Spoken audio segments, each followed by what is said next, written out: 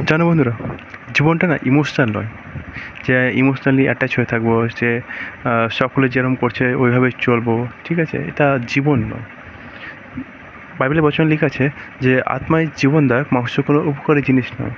তো আমরা যখন আত্মাতে চলা শিখে যাব, তখন আমরা না জীবনটাকে পেয়ে যাব।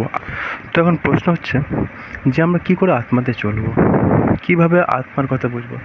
তো বাইবেলের বচন আমাদেরকে বচন পড়তে হয়, কেননা বচনে লেখা আছে যে আদিতে বচন ছিলেন, বচন ঈশ্বরের কাছে ছিলেন, বচন ঈশ্বর ছিলেন। তো বচন যত আমরা পড়বো তত আমরা আত্মাকে জানবো, আর যত বচনের অনুযায়ী চলবো তত আত্মা সম্পর্কে জানতে পারবো, বুঝতে পারবো, আর সেই আনন্দে সে খুশিতে আমরা ভরে উঠবো। তো আমরা যতটা চেষ্টা করব যে সেই বচনকে ধরার। ঠিক আছে, তো বচনকে ধরো, আনন্দিত হও, খুশিতে ভরে যাও। ঠিক আছে, আর আত্মাতে চলতে না তিনটে জিনিস তোমাদের লাগবে। এক, বচন পড়া। ঠিক আছে, এক, প্রার্থনা করা প্রভু যিশুর কাছে। আর আরেক হচ্ছে ফাস্টিং করা। যে যখন তুমি ফাস্টিং করবা, তখন তুমি নিজের শরীরে যে শক্তি, সেই প্রভাবকে তুমি খতম করে দিবা।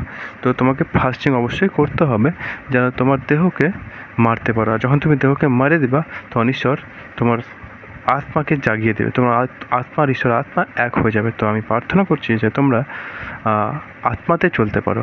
আমি প্রভু যিশুর কাছে প্রার্থনা বিনোদন এটাই, তোমরা সর্বদা না আত্মাতে বাড়তে পারো। তোমার বচন, তার বচনে লেখা আছে যে আত্মায় জীবনদায়ক, মাংস কোনো উপকারই নয়।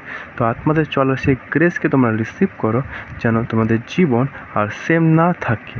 প্রভু যিশুর নামে প্রার্থনা করছি আমি।